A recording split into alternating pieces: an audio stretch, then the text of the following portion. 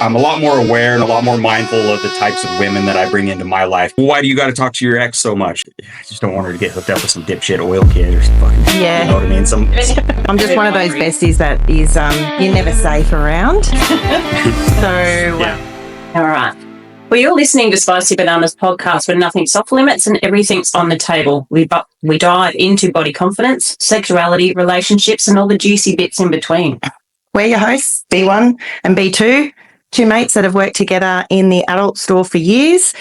And we've had some spicy encounters behind the counter, and now we're going to have these spicy talks on the actual mic.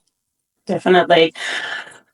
Well, JP Marsh, thank you for joining us today. We really appreciate it. I don't know where my words are coming from at the moment. It's a bit early for us on a Sunday morning. Joining us is JP Marsh, a 42-year-old single dad raising his 10-year-old daughter in a rural community while navigating life, dating, and the evolving dynamics of co-parenting. After transitioning from conflict to collaboration with his ex, JP now coaches others to build healthy co-parenting relationships with a strong focus on mindset, healing, and real-life tools. He brings experience, empathy, and plenty of lived wisdom to the mic. Welcome. Yeah, welcome, JP.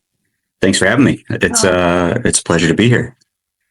Fatherhood, like motherhood, I mean, we're mothers ourselves. It's a wonderful experience, you know. You've got one daughter, yeah? Mm-hmm. Yeah. And she's 10? Yep. Yeah. It's definitely different being a girl dad than a boy dad or, having one of each and that kind of stuff. But it's, it's one of those deals.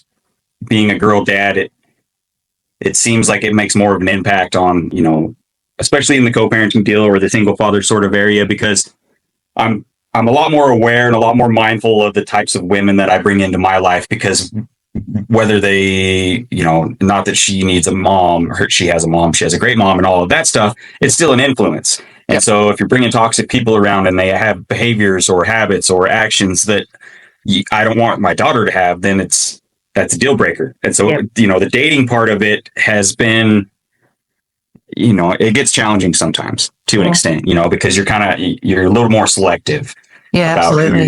who you're going to partner up with and all of that kind of stuff. And then when you're in a super rural area, it's not like there's the dating pool's expansive anyway. So it's been a challenge to an extent, but, and then in my life, after we had split up, her mother and I had split up and I became a single dad and all that stuff, then I did a bunch of work on myself and got better at communicating and got better at being okay being me. And then, I don't really drink anymore. It kind of went out the window because it just wasn't something I needed to numb myself and do, all of that kind of stuff. And so it's not like I go to the bar. So it's one of them deals where, you're going to end up meeting somebody through somebody in my situation more so than, running into, it's different when you don't go to the bar and there's not a lot of people in the area. I mean, when I say rural area, I mean a town of 6,000 people. Yeah, okay. It would make it hard because everybody. Right. Sort of, yeah. It's sort of like us in the adult industry. We work in an adult store for many years, and it's people that live locally. They like to drive 50 Ks away to go to an adult store in case someone else sees them. So it's along that sort of line, isn't it? Yeah, absolutely. Well, that's one of my questions. Well, what's been the most surprising part of being a single dad in the rural area? And as I said, could imagine, like with us, in sort of a smallish area ourselves, everybody does know everybody. So, how's it been being a single dad in the rural area? It's the more I live the life that I enjoy the life that I live, the peaceful, I like the community aspect of it. In the small town where everybody knows everybody, it's more of a sense of a community and it's not a bunch of strangers all in the same area. And so that's nice. And I'm a bit of a minimalist and I'm a bit of an introvert, and I do things in the community and I work outside and I work a lot and then I do the coaching stuff on the side. And then, I think I'm going to buy a place here in the next few weeks that's going to have rental units in it too. And so then I'm going to have all that stacked on top as well. And so, I mean, I do things that keep me busy, and I'm open to the possibility of a relationship and dating and that kind of stuff, but I'm not necessarily, I'm okay alone. Yeah. I'm not lonely. Yeah. So if something, organically happens, then it happens, but it's not something that I'm, needing or searching pushing for or seeking. Yeah. You know what I mean? Which helps and hurts with the selectiveness. I got to make sure that I'm aware that I'm not being over selective or overly picky, or, you know what I mean? Like disregarding somebody that may be a good fit because of one thing or the other, because I don't need somebody to, make my life fulfilling and all of that. Yeah, it is hard because you have your daughter's interest at heart, and you become very protective as a parent when thinking of dating, getting into that sort of line. We've both been co-parents ourselves. B1's had one son. I've got two sons. So, yeah, we've both been on that side of things. B1 is actually in a relationship, has been for years, whereas I'm on the single side of things with my two. So, yeah, we completely understand the co-parenting thing, and we weren't the nasty ones in that side of things though either. Like, it's, definitely not. You have your kids at heart. No. I guess the other challenging part for my situation is because, like, my daughter's in a blended family. So her mother's, she has a stepbrother, stepdad, and that kind of stuff. They're not technically married, but they all live together and they're in a blended family. But we do the barbecues in the summertime, the holidays, lake trips, sit by each other at the school functions, dance recitals, and do all these different things. And we speak regularly, and it's all about our daughter and all this stuff, and it's no big deal. But if I get involved with somebody and they're not healed from their relationship, and they have a toxic co-parenting sort of situation, then their bullshit starts clouding into mine. Definitely. Yeah. Because then it's like, well, why do you got to talk to your ex so much? And they, because they can't cohabitate and be two parents raising a child, then the jealousy and the baggage from their traumas and all these things that they haven't healed through them. Yes, absolutely. And it's just like, I'm not bringing you into my life to add more stress. Oh, Yeah. no. Definitely. And that's where we sell things that help with stress, by the way. just a few things. Yeah. How has your relationship with your daughter shaped your views on, say, love, partnership, or even dating? I mean, she hasn't quite got to the part yet where it's in my face necessarily, and it's coming pretty quick. Because it seems like every year goes faster and faster, because she was 6 last year, it felt like. Yeah. So, high school and middle school and that kind of stuff is coming up, and it's worrisome, but statistically, because I'm super involved, she knows that she can talk to me about anything. I think that's the biggest. We don't hide a bunch of stuff. There's not a lot, there's things that are obviously she's not old enough to have discussions about and this and that. Yeah. But ideally it would be nice if she met one boy and then that was it, which probably isn't going to be the case. But the likelihood of the teen pregnancy, the school dropouts, the alcohol abuse, the experimenting with drugs and all of that stuff is a lot less for daughters who have fathers in their lives and that are super involved and pay attention. And so some of those things I'm not necessarily super stressed about, but I just don't want her to get hooked up with some dipshit oil kid or fucking, you know what I mean? Some kid with a big ass mullet and an obnoxious attitude about everything or something like that. You know what I mean? Like if she's going to I'm not very excited for her first heartbreak because it's going to make me want to react, as a dad and that kind of stuff. And I'm not. I hope that we keep the relationship that we have so that I can help guide her with, this is what this kid's probably after. Yeah. This is why he's saying these things, and this is the manipulation tactics that they're using, and it's going to be a deal where the landscape has changed a lot, especially in the U.S. with the divorce rates so high and the fatherless homes and that kind of stuff. And so ideally I would like, if it was up to me and my choice, I would hope that she finds somebody that has a father figure that's going to be a normal male type energy with masculine traits, as opposed to the sort of fatherless figure that's emotionally erratic, that comes with the physical abuse and the alcohol abuse and the emotional, ups and downs and the mental health kind of stuff from not having a father figure that has the more, stoic, grounded presence. Yeah. To Well, what learn it sounds, from. but Yeah. the sort of guidelines you'll be setting her and getting her to learn about herself and know about herself. That's when the wise judgments come in and the better judgment, clearer judgment, I think. So your parenting is amazing. It really is. You now help others through similar transitions. What's the first step to shifting from tension to teamwork in co-parenting? Well, it's sort of, the biggest hurdle usually is fucking leaving your own pity party and getting out of your own way. Yep. Because until you let the relationship go, grieve it like it's a death, and start moving forward, everything's clouded through the emotions that you were in at the end of the relationship. And so you're holding on to the anger or betrayal, or I hate you because you cheated on me, or you won the house in the divorce, or I have to pay X amount of child support and I don't think it's fair. And you're going to hold on to all of these negative emotions all the time. And that's going to cloud all your interactions. And then that's where a lot of the conflict will come from. And especially in the divorce process, because the whole custody divorce process is designed to have you point fingers at the other person of everything they've done wrong, and they're doing the same to you. And it ignites all of these things, and you're living it all in one, scenario, because the worse you can make them look, the better you're going to look, the better you're going to come out. Yeah. And then that carries through into, a lot of people I work with and talk to, they were totally civil when they got separated, and everything was fine, and they kind of agreed on what they were going to do with the kids and all these different things until they got into the court process and the lawyers started pitting everybody against each other. And then it turns into a really conflict situation. And if you can't let those things go that you have no more control over, you're going to cloud every decision and every interaction with all that, all those feelings and all those emotions.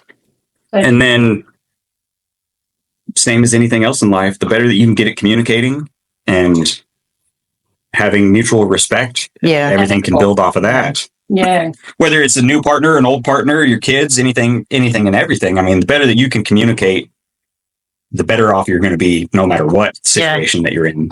Yeah, That's communication is key. That's we speak about that constantly. Communication. Yeah. So from what we do to even how you're explaining it, it is A to Z. It's communication. Yeah, absolutely. Mm-hmm. What do people get wrong about co-parenting from outside looking in? That they only have to do it till the kids move out. Yeah.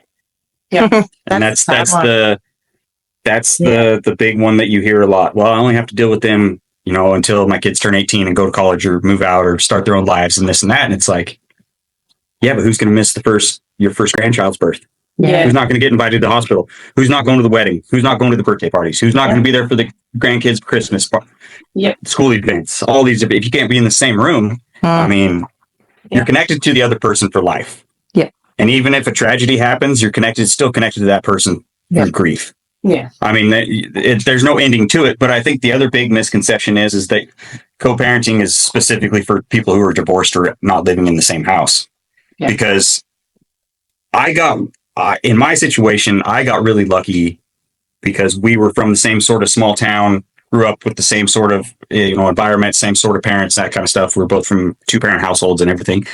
And so it hasn't been a big struggle to be on the same page as far as, like when she can get a cell phone, when, how much TV time, how much tablet time, the food that she eats, and the sort of structures of the house, because our values and moral systems are similar. Yeah. Whereas if you don't talk about these things, same as you don't talk about finances, you don't talk about expectations before you get married, now you're fighting over discipline styles. Now you're fighting over what they're allowed to do and what age they're allowed to do it. I mean, you're co-parenting even if you're still married, because most of these things you didn't discuss before you got married. They're coming up as you go. Yes. You know what I mean? And so those are probably the two biggest misconceptions: is one, that it's only for divorced people, and two, that you don't have to deal with them after your kids become adults. Yeah. Oh, very true. Yep. Well, how do you balance being a dad and a coach and a man trying to date again? Like you have such a busy lifestyle. I am busy, but it's a good busy. It's not I work in construction still, and I work, 40, 50 hours a week, day job kind of stuff. Probably do 20, 30 hours a week in the coaching and the podcasting. And then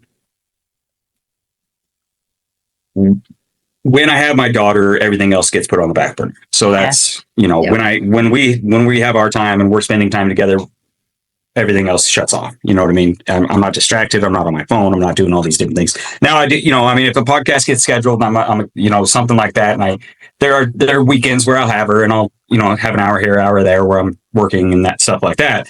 But, for the most part, when we're together, it's, my focus is on her and we're doing stuff and I'm an involved parent.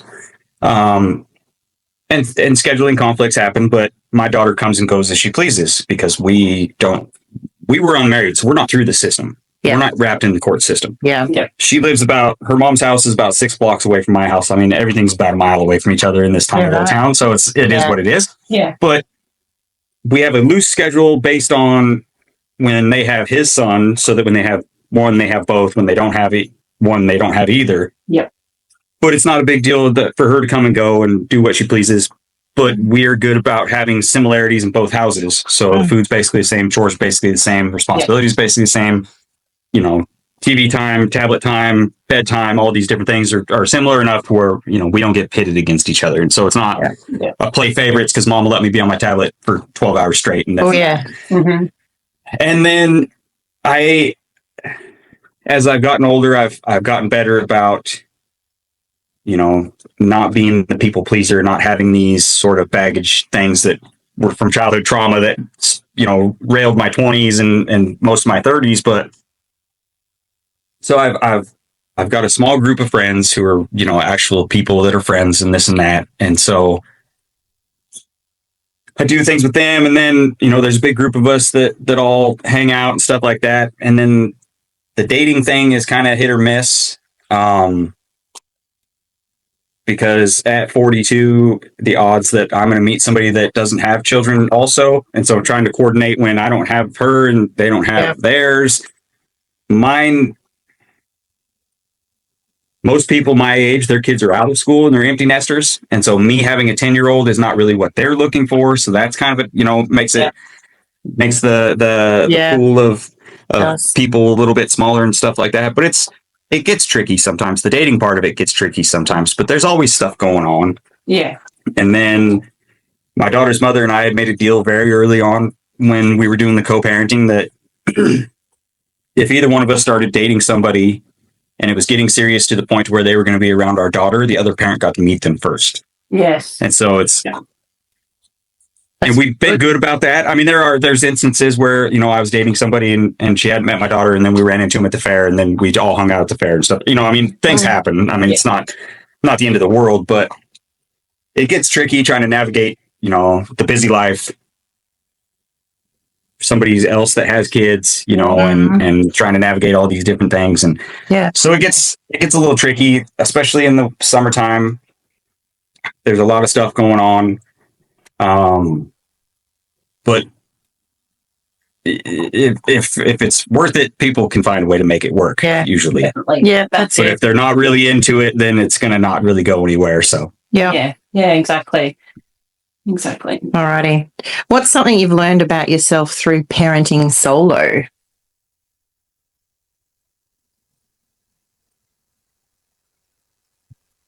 Oh, I would say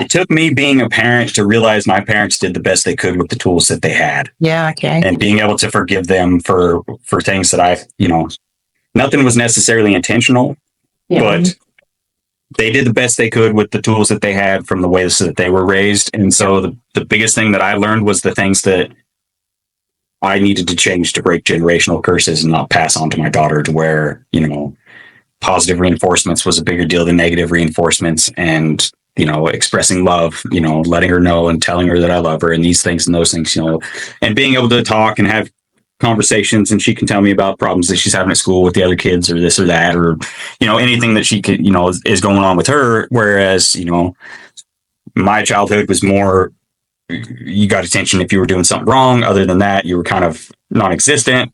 Communication wasn't the biggest deal in our household, but it was a bit different of a situation. We were quite a bit poorer and so my parents worked a lot and that kind of stuff. So they just weren't around as much, but their parents and the way that they were raised was pretty emotionally disconnected. And so that trickled down to us, which generated all this baggage and stuff that we'd carried up through our teenage years and into our 20s and through our lives. And then once I worked through all that stuff, then I could be different and, allow my daughter to have communication and not feel like if she brought something up to me, then she would get in trouble or it was going to be come back later and anything like that. So yeah, I think we have it's to. breaking that tradition. You've seen that hasn't been or didn't work for you, so you've changed straight away to be the father that you possibly could. Communication again. Yeah.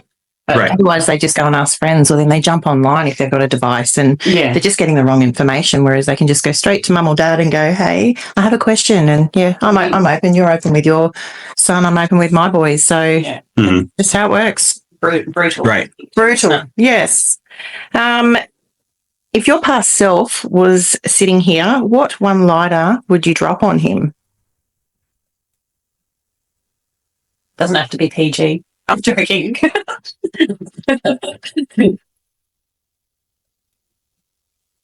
Probably I would tell myself to quit hiding. There was probably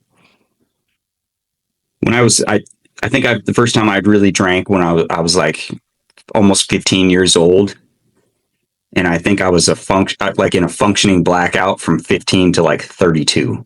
Oh, right. Because it just became the habit, you know what I mean?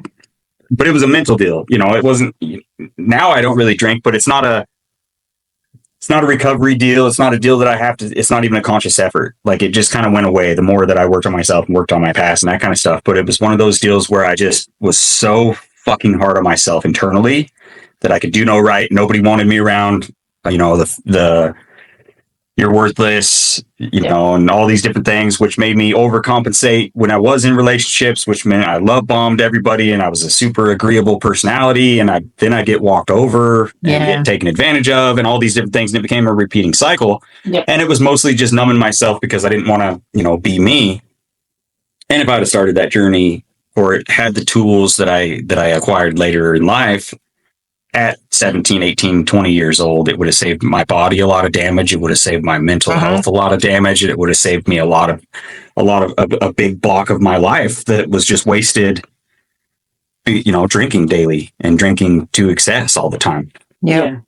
And you get blindsided by it though, when you do, because at that time, the alcohol's helping you numb receptors in the brain and helps you keep going. You find yourself feeling invincible. Right.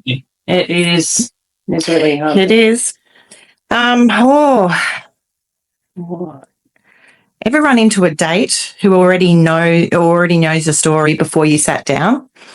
Oh, you're in a small town, so everyone's kind of. I mean, we moved to this area. The area I live in eastern Montana right now. We've only lived here for about 4 years, and so. But we're from Oregon. And so, 24-hour drive away. I mean, it's a third of the country from where I grew up. Yeah.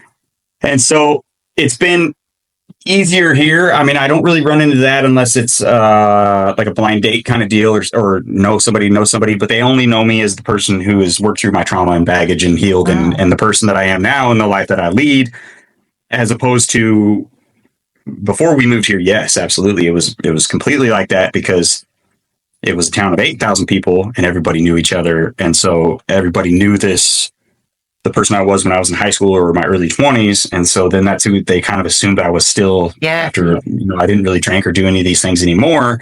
And it was still you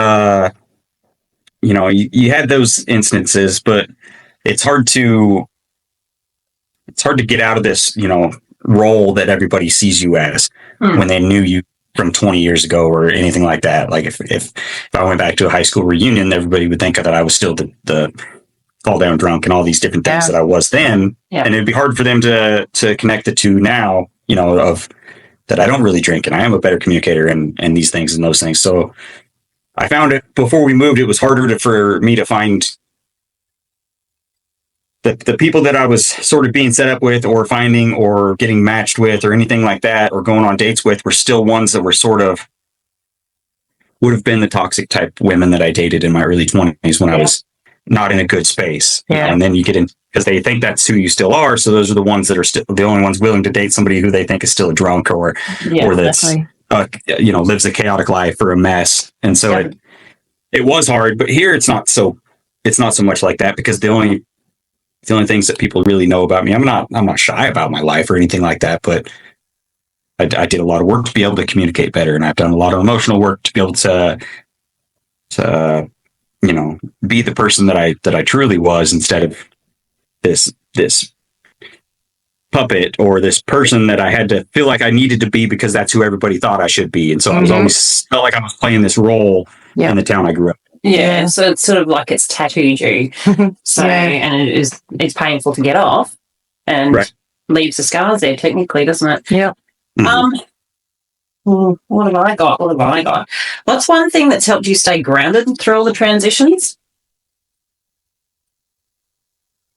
My daughter mostly. But it's one of those deals too where like to an extent, I mean, I have a hard time.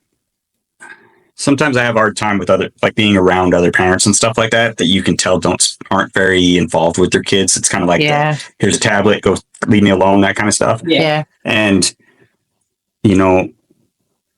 between the stuff from my childhood of feeling unwanted and this and that, it was always kind of ingrained in my mind. Like, why would you have kids if you don't want kids or if you don't want to spend time with them or be, active parents and this and that? If you're just going to, shove them in front of a tablet or a TV or, go sit in your room while, leave me alone. Don't come talk. You know what I mean? Mm-hmm. That kind of stuff. Yeah. And so, but, I've always kind of gauged, whenever people ask, how do you define success?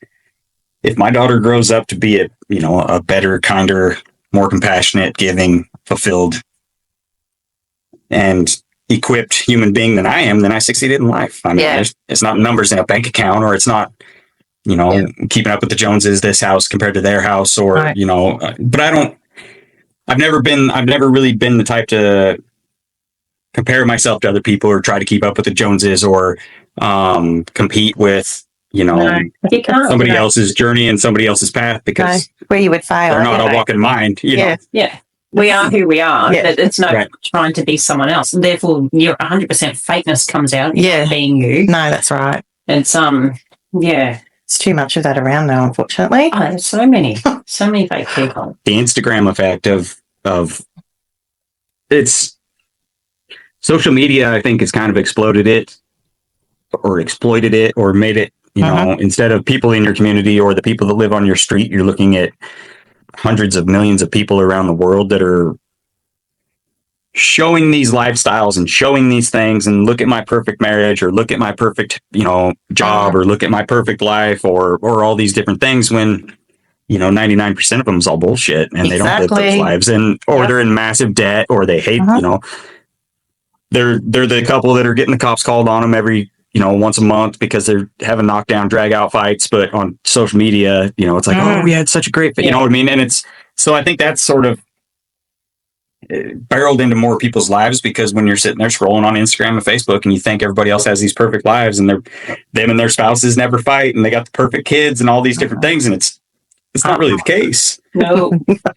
No. That's the beauty of all that social media, isn't it? That sort of side, it's totally different to your actual home life. Mm-hmm. Right. Yeah, it's that fake, I don't know. Validation. Yeah, that's the word. Exactly. Well, what do you hope your daughter sees in how you show up as a dad and a partner? That actions will always trump words. Yeah. And it's one of the things that there's a handful of things that I've tried to get my daughter accustomed to or conditioned to or used to that I think will set her up for a more fulfilling life when she gets older, having difficult conversations, seeing people for who they are instead of what they say.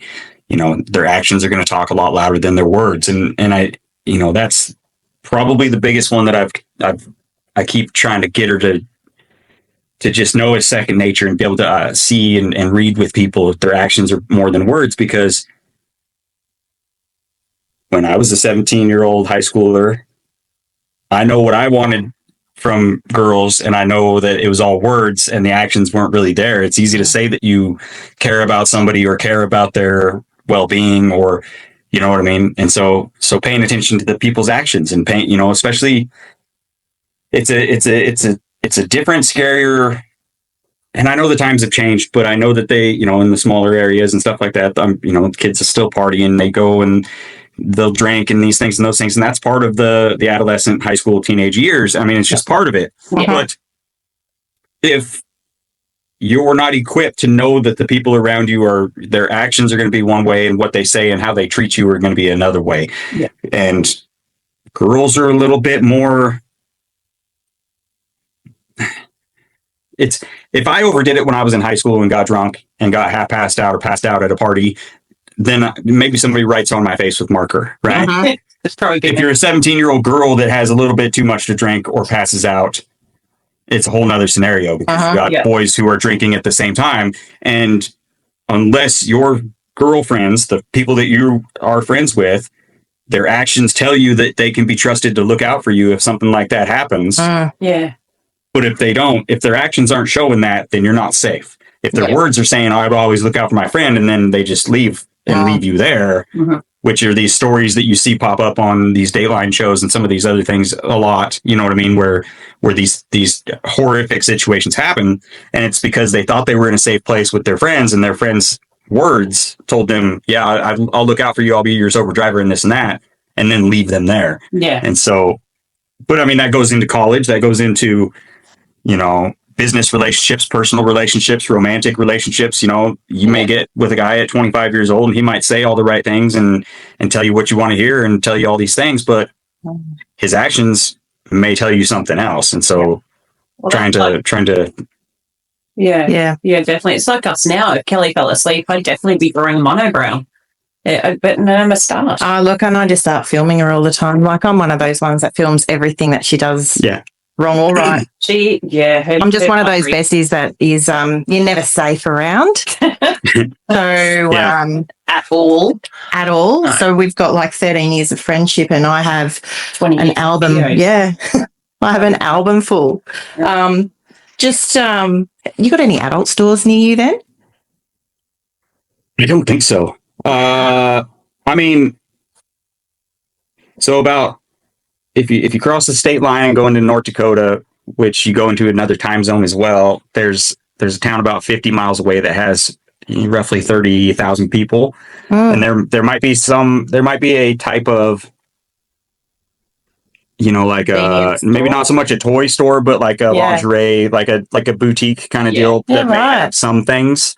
And then Billings would be probably the closest place you'd probably find one, but it's got over 100,000 people, a couple 100,000 people. It's the biggest population town in Montana, but it's a 3-hour drive from here. I mean, there's no town bigger than like 30, 40,000 people for, 300 square miles. So I dare say online. Really suggestible for a rural town. You wouldn't have an adult store in a rural town of 6,000 people. No. You couldn't. No. And I'd understand that Yeah. massively. Yeah. All right. Well, Are we there? what a good chat. Yeah. We're done. That went really quick. Thanks for making our virginal experience so comfortable. Yeah, we're still virgin. Yeah. Lord. Yeah, at the microphone. At the microphone. Oh, big thank you. Thank you. So much. Oh, of course. Appreciate it. You made it so much easier for us. Oh, perfect. It's too early for a drink on a Sunday morning, but anyway. Yeah. Maybe. Yeah. Is that really Sunday, 10, 11 in the morning. Well, it's deep for me. I mean, the older that I hate saying the older that I've gotten, but